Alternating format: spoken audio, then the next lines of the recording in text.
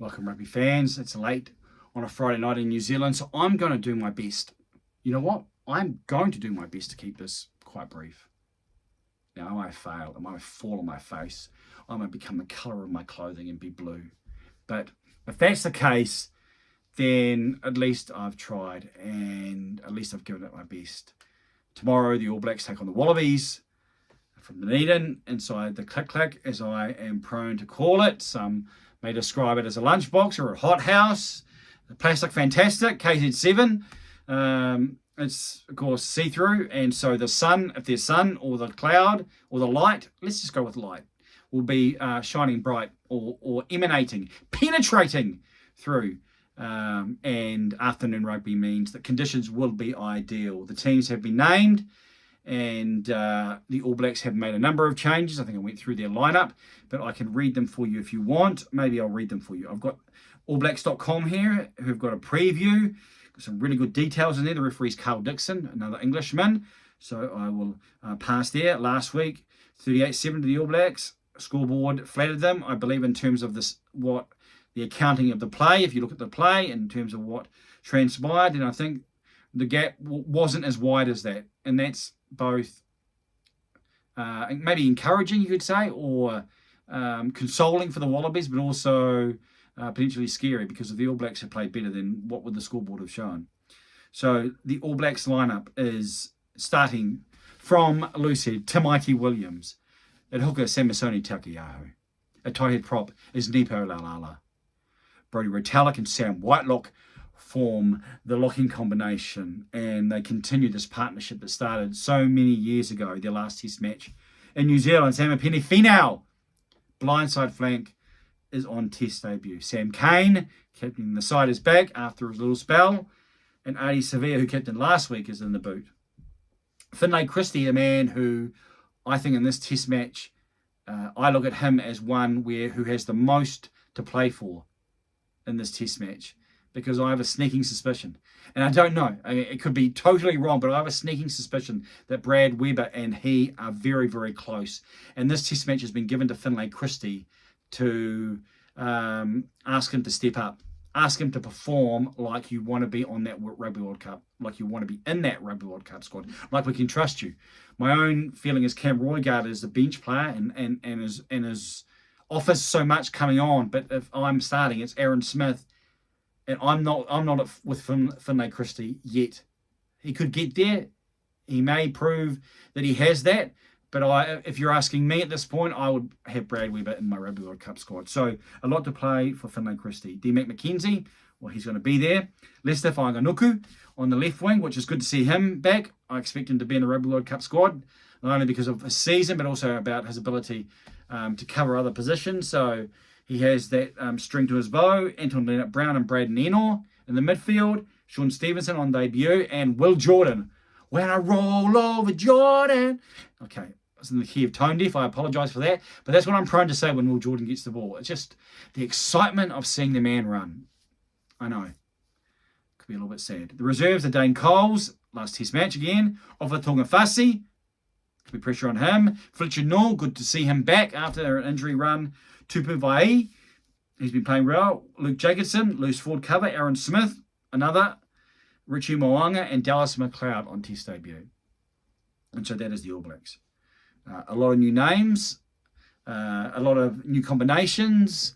Those who have played, good rugby throughout the season, but haven't necessarily played a lot of rugby recently. We look at the names like Shawnee Stevenson, Braden Enor, Leonard Brown, Whanganuku. Well, not too much between those guys. Sam Finau and Sam Whitelock, not too much there. The other guys, well, we've seen, there's probably no issues there, but a new combination. I think I agree with, I think it was Gregor Paul in the New Zealand Herald. He talked positively. I saw the headline. Haven't paid for the privilege yet. I agree that there just has a right vibe to this. I think that's the right side to pick. I think that if worst case scenarios, something was to happen that no one expected, then the nature of what's been picked and where we're at, then I think it's been mitigated. Now for the Wallabies. We'll again start in the low numbers. Angus Bell at loose head. Dave Parecki, hooker. Pone Fa'amasuli is at tight head, and he replaces Alan Alatoa, the Wallabies captain, who tragically had a pretty serious injury. Second row, Nick Frost and Richie Arnold. Richie Arnold swaps with Will Skelton. Tom Hooper, he's at the blind side, was at open side last week because Fraser McWright comes in at open side. And Rob Valentini, who played quite a strong test match last week. Tate McDermott is the halfback and is the captain. Carter Gordon, Marika Korobete, Sam Mukurevi, Jordan Pataya, Mark Nawanga. I've done it again. I know this name now. Mark Nawanga Nitawasi. Nawanga Nitawasi. So you got Nawanga Nitawasi. NWNW. Nawanga Nitawasi. Nawanga Nitawasi. Nawanga Nitawasi. 3 times in a row. I did stuff one up though, but we'll continue. Andrew Keller, I'm feeling much more prepared this week. Reserves, Jordan Aloisi, James Slipper, Zane Nongor. I haven't heard that pronounced, so I apologise to Zane and his family. Will Skelton, Rob Leota, Nick White, Quade Cooper, and Isaiah Peresi. So that's the Wallabies lineup. So much more continuity for the Wallabies. And I expect them to have more belief. I think they'll take encouragement from the All Blacks changes. They'll think that they can, if they come with the same intensity in defence and they're able to be a bit more penetrative with the ball, then the All Black combinations potentially won't be as cohesive and there won't be the same type of combinations there or same type of clarity with the various players. And of course, debuts and guys, potentially the emotions of last test match. I mean, again, that's the Wallabies spin. The All Blacks will say, well, these guys are going to be up for it. They're going to be so hungry. These guys want to play and be in the part of the World Cup squad. They're playing for these guys who have held the All Black jersey in such high regard over so many years. So it's going to be a full stadium down there. And so, yeah, it's quite fascinating to see what will transpire throughout the 80 minutes. Last week, I picked the Wallabies to get right royally hit. And I think I said 15 to 20 points, and it could be more than that. I mean, on paper, if the All Blacks turn up and the Wallabies turn up and they both turn up as you expect them, there's only going to be one result. Now, what the All Blacks don't have for this week, they didn't have in last week's contest, which is home ground advantage. So that's going to help. I mean, the All Blacks in New Zealand are pretty tough to beat. And so certainly you wouldn't be picking the Wallabies. However, this is an opportunity. After a really tough season, I think Eddie Jones has one win in the past 7 test matches. That's with England and the Wallabies. And where the Wallabies are tracking, they know where the World Cup draw and the fact that that maybe is a bit of light at the end of the tunnel. They know that this test match can redefine how they look at the past and how they view the future. So they'll be wanting to do something pretty special. And although it's been a long time, some 22 years, 2001, Eddie Jones was a coach. I think it was Dunedin when they won last in New Zealand. Then upsets are a part of sport, and so prepare. They'll be thinking, expect the unexpected. And yeah, I don't think that that I'm not, of course, expecting the Wallabies to win. However, in light of all what's transpired, I am there is in the sense of the All Blacks have this freight train that has gathered so much momentum over the past 3 test matches, and now it's just going to be irreversible or impossible to stop it.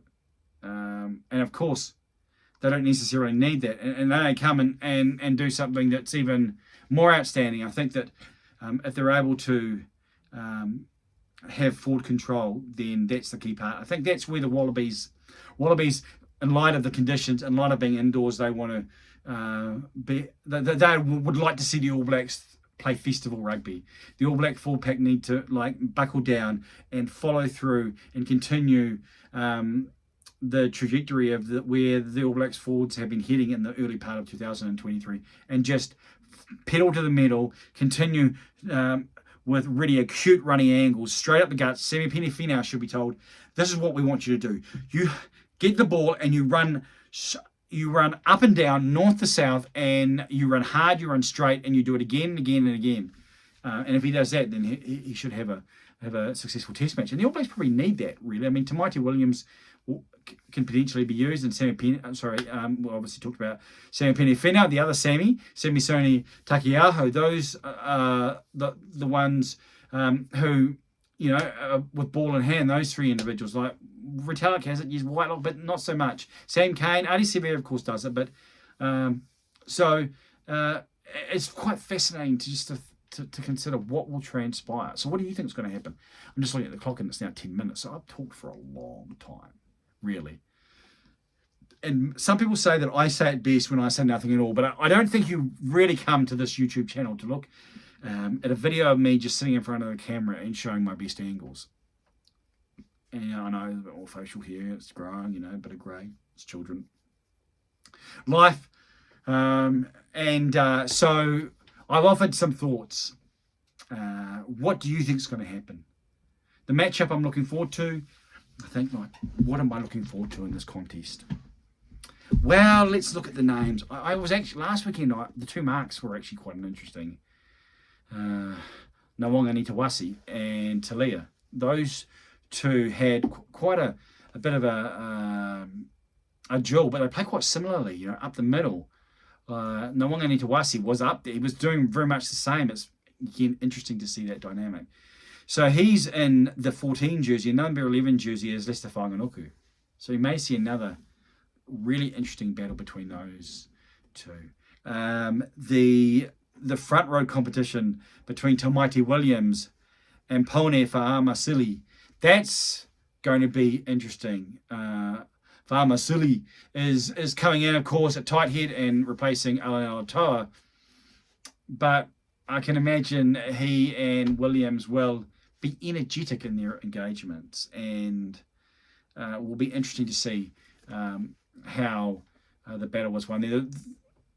Fraser McWright coming in and Sam Cane, both coming in. They didn't play in the last test match. Fraser McWright being a will-o'-the-wisp sort of open sider, and Sam Cane being more physical and more being a tighter 7, one that is not really looking to run with the ball too much and not looking to be exceptionally dynamic, but hard and be at the contest and be a shoulder and be grinding and be pressing and be pressuring,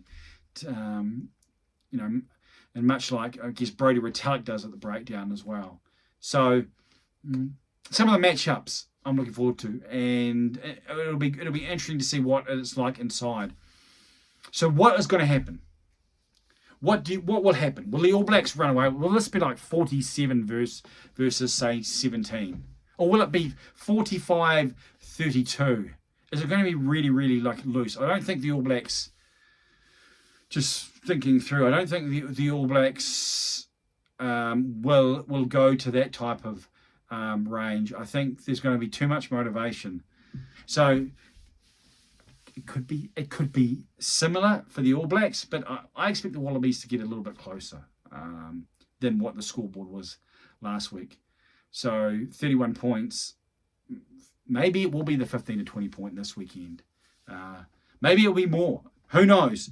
Time will tell. And of course, I'll be bringing you a live commentary.